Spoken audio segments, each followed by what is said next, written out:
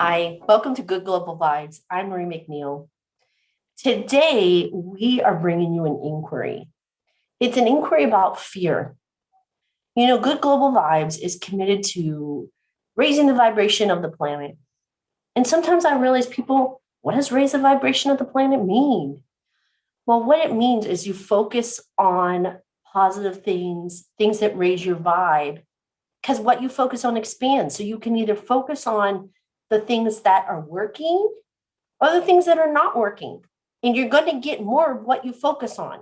That's how you raise the vibe. So, I've walked around, I've asked people, what lowers your vibe? What raises your vibe? I've asked people on Instagram, on Facebook, in person. And today we've gathered a group of people from around the US, different cities, and you'll see that in the boxes. And we've asked them, some questions about fear. So what we're hoping to do is that you will see yourself in these questions and you'll answer them for yourself. And if you want to answer them, on our chat, that would be amazing. Like push subscribe, be a subscriber to Good Global Vibes, and then just, leave comments in the chat as people are answering the questions. Tell us what your experiences were from this inquiry. Because in inquiry, there's no right or wrong answer. And the attention is really for you to get that no matter if someone's beliefs or point of views are different from yours, we can still love them. We can still care for them. So without further ado, here we go with our inquiry. Hi, everyone. Welcome to Good Global Vibes. Thank you so much for being here. Thank you for having me, Marie. This is so much fun. Yep. Thanks for having us. Happy to be here. This is fun. Wonderful. So we're going to begin the inquiry. And I already told the viewers that, in an inquiry, there's no right or wrong answers. It's just an inquiry. So the first question is, what's good about fear? So what is good about fear? Kai? For me, when I think of those moments when my heart starts beating real fast, and it provides me an opportunity to question myself, like what's going on here? Like I really have difficulty crossing bridges over water. I'm not afraid of heights or any of that. And when I'm walking over that, I have to talk myself through it. Like, okay, there's nothing really happening. And I notice that if I'm on the phone talking and I'm walking across that, I'm not afraid. So it alerts me. It alerts me to investigate why I'm feeling fear. Okay, good. Good. Thank you. Anything else that's good about fear that you guys can think of? Sometimes fear is fun. Think of a roller coaster. Think of, something daring, that you outside of your comfort zone, whether you're jumping out of a plane with a parachute on your back or facing your fear, doing something that you've always wanted to do, but yet never thought you could do it. I just think it could be fun. A sense of adrenaline. Yes. If I have some fear before I go on stage, it kind of gets me into like a hyper focused mode. So it kind of like gives me a moment where I can project my power into a focused position before I go on stage. Okay, so we're going to move on to the next question. So what is bad about fear? I think for me, what's bad about fear and what I'm inclined to think about when I think of fear is a hindrance. Fear oftentimes hinders you and it stops you from really going forward. And I remember a few years ago, I had recognized that in different areas of my life, the reason why I hadn't tried certain things, it was out of fear of failing. And so I think fear can absolutely hinder you from really, to me, your God-given gift or talent or purpose, because you're afraid to move forward or you're afraid of failing. But all the while, you have the ability to do that. So I would say that's the negative thing about fear. It can be a hindrance. Thank you. Thank you. So what's bad about fear? Hayes? Well, fear can paralyze you and cause you to have certain perceptions about life or concepts about yourself that is not necessarily reality. That's one of the things that is bad about fear. It can be debilitating. It can stop you from doing the most basic of things. It can stop you from doing enormous things. Some of it is made up in your head. Some of it is real, you know, as far as fight or flight. If you're in a dangerous situation, there's fear that's for real. If you have a gun to your head by a stranger, I mean, that's fear is real. But then you can have. Well, would you say, Tracy, this is perfect, because would you say that there's a difference between fear and danger? Well, I think there's fear in danger. I don't know that I could say they're one or the other, because I'm gonna, pardon the pun, but I'm gonna piss myself if there's a gun to my head, you know, and that would be dangerous. That's fear in a dangerous situation. That's my reaction. So fear is my reaction. What's bad about fear? I'm in total agreement with Nicole. I think that it can stop you, but fear has never stopped me. I just told you about it. I walked across the bridge anyway, even though the entire time I might be walking, talking myself through it, because for me, it really is a challenge. I see it as a challenge and I just do certain things. But I do find the distinction between fear and danger. So what Tracy was saying about a gun to your head, that is danger. And there's a legitimate reason for your heart maybe racing, because that's a reality.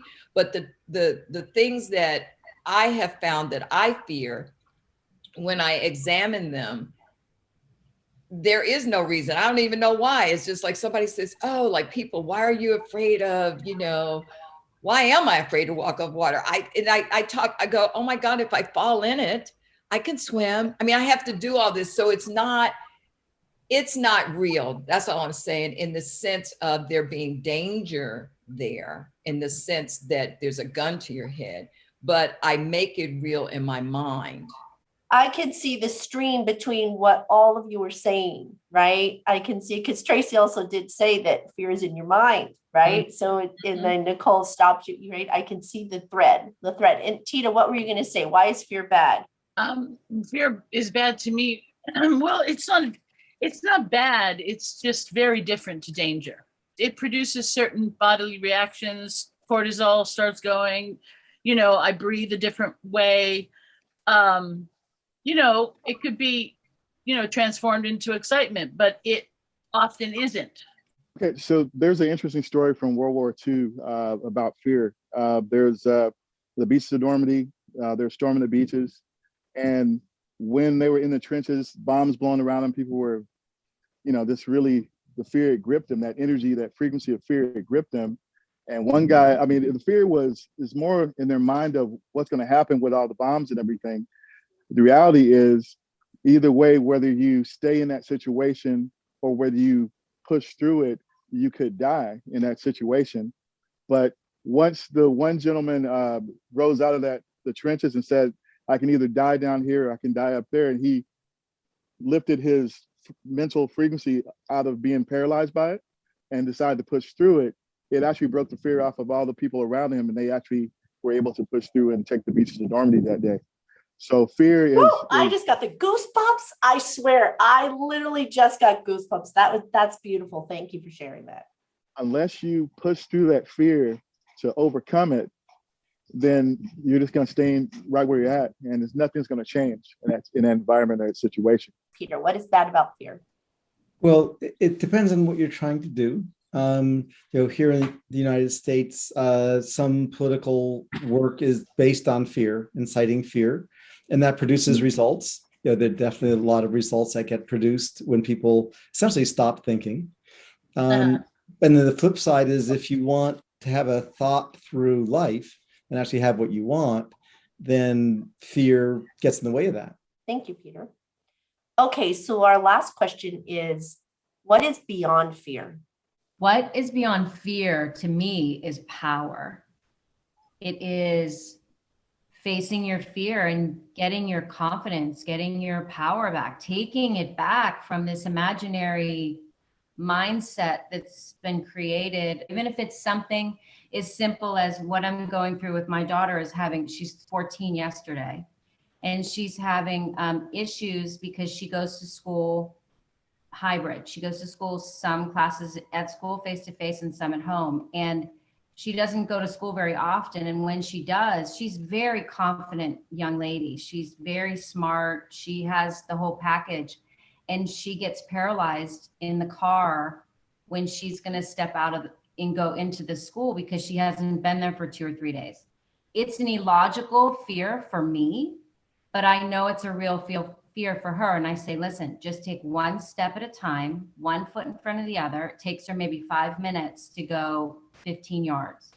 And I say, once you get through that door, that fear is going to disappear, because the fear of just walking through the door is her fear.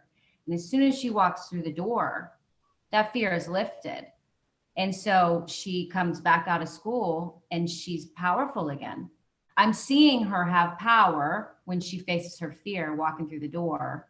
I really also hear freedom in that. I also hear power and freedom as what is beyond fear for her. I've been stopped by fear a lot of my life in regards to sharing my musical gifts. And what really is at the heart of that is a lack of authenticity. It's like an identity crisis. And when you get beyond your identity and you really think about your purpose of what you're doing things for, like if you actually work through the fear of what really is coming up, it will usually have something to do with either something to do with yourself where you don't fit in, like your daughter, or, you know, like something where they don't think they're okay, or I don't think I'm good enough, or that kind of thing.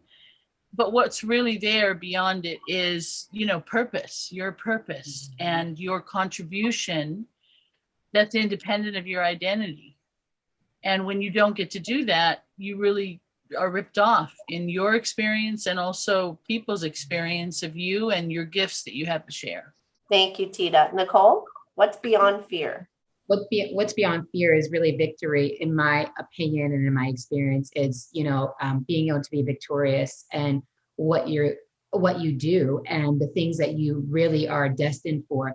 I think when we do recognize who we truly are, when we do operate in the authenticity of who we are, then there is victory on the other side. There really is. Like Tracy said, power, there's freedom. You know, all of that is on the other side of us facing a fear and us conquering fear. Okay, Peter, what's beyond fear? I think what's beyond fear is just being afraid when you're afraid.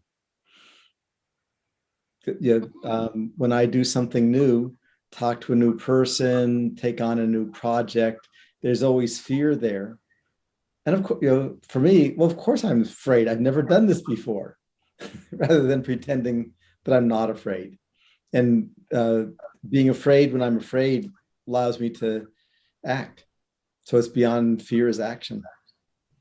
Beautiful. Well said. Yeah, that's good. Thank you, everyone. Thank you so much for your participation.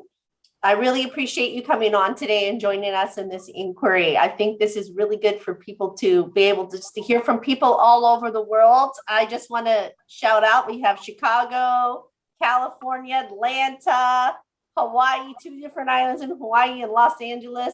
Thank you, Marie. Thank you, Marie. Aloha. Thank you, Good Global Vibes.